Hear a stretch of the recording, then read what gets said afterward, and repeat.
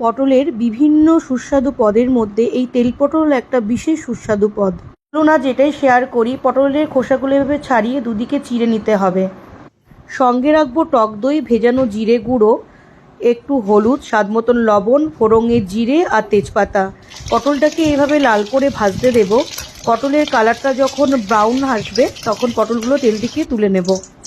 সেই তেলের মধ্যেই আমি জিরে আর তেজপাতা ফোড়ন দিয়ে করে রাখা যে মশলাটা, সেই মশলাটা আমি দিয়ে ভালো করে কষাবো।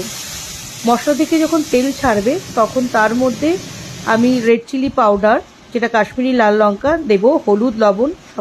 যখন মশলার ঠিক এরকম কালার আসবে এর মধ্যে আগে থেকে ফেটিয়ে রাখা দই দিয়ে আবারও এটাকে মিনিট 5 কষাবো।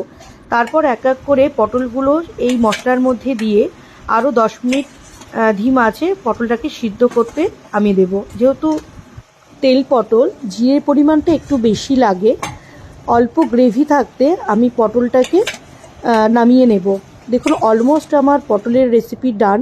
রেসিপিটা কেমন লাগলো একটা কমেন্টে জানাবেন। টাটা।